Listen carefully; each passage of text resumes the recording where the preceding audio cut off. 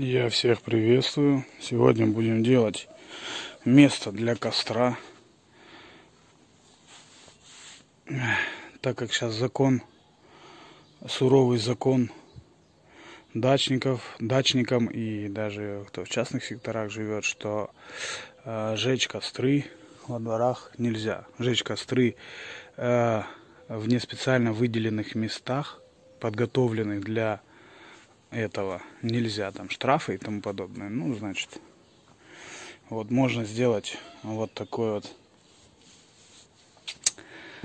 место для костра, приспособление для сжигания там веток, мусора всякого, ну и тому подобное. Значит, берем бочку, у меня из-под тосола, ну можно из-под масла, неважно. Делим ее пополам, она 88, то есть 44. Размечаем и пилим ее на две части.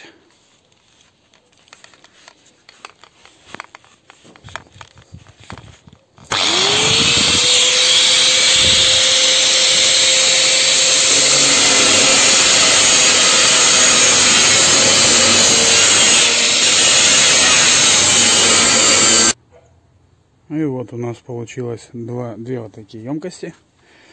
Я делаю себе и сестре. Моя уже прохудилась. Здесь попроще. Можно выкрутить вот эти пробки, и будет доступ кислорода к огню. Ну, еще, думаю, просверлю несколько отверстий, потому что когда вот все сгорело, там осталась зола, это все стоит на улице, под открытым небом прошел дождь, туда попала вода, зола пропиталась, в воде некуда уходить, и это все дело у нас гниет, ржавеет. Желательно просверлить отверстие, чтобы вся влага уходила. Ну, а здесь буду сверлить. Много не надо, но просверлить нужно. И сделать подставки, ножки. Ножки буду делать из всякого остатков строительного металла. Нашел трубу, квадрат трубу, 20-ка, 20 на 20. Вот такой кусок у меня. Я его поделил пополам, у меня получилось 48,5. Пилим. Ложим от края до края. У меня получилось 12 сантиметров от центра сюда. Свариваем одну и параллельно выставляем вторую. Плюс-минус сантиметр, неважно. То есть у вас получится вот такие две рельсы. Они у меня кривые, потому что металл был немножко изогнут. И делаем 3 ножки. В целях экономии металла. И в принципе 4-я она лишняя. Делаем 3 ноги. У меня вот получилось 3 вот таких куска 40 на 20 по 49 сантиметров. И вот сейчас сделал отметку. Вот маркером видно, да, вот это. Где-то сантиметр отступил отсюда сюда. Деревяшку положил, примерно отступил, прочертил, чтобы дать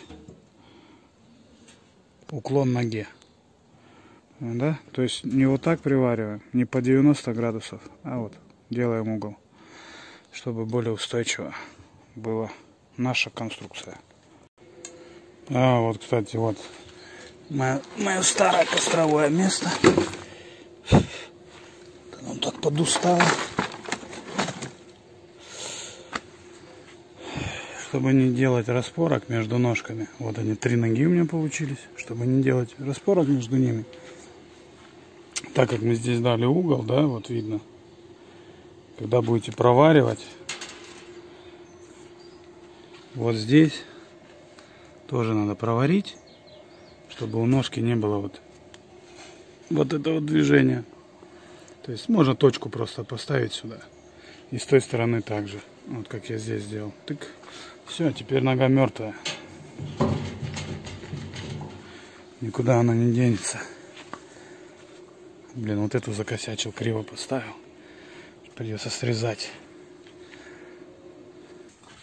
Ну что, вот такое у нас получилось. Получились вот такие ноги. Сверлим отверстие. Мне, правда, перфодрелька. Но сверлит.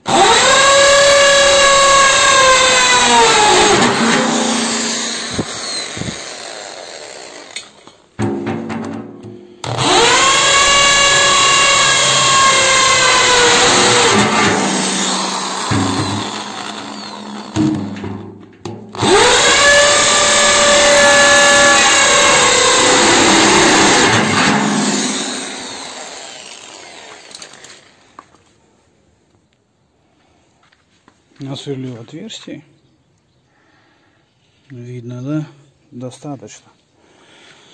И вот такой 200 литров, объемом в 200 литров, вот такой получился у нас костровой бак. И в нем без проблем можете жечь что угодно. И вам никто ничего не скажет. Если в нем не танцевать, в принципе, он устойчив. Можно сделать, у кого нет сварочного аппарата там и умения варить, сделать из досок, то есть снизу там приложить отсюда шурупами. А, нет, из досок не пойдет, они загорятся и будет хана. Не-не-не, с досок не пойдет. Ну, также можно железо прикрутить шурупами с этой стороны. Квадрат трубу с той стороны ложите, отсюда прикручиваете.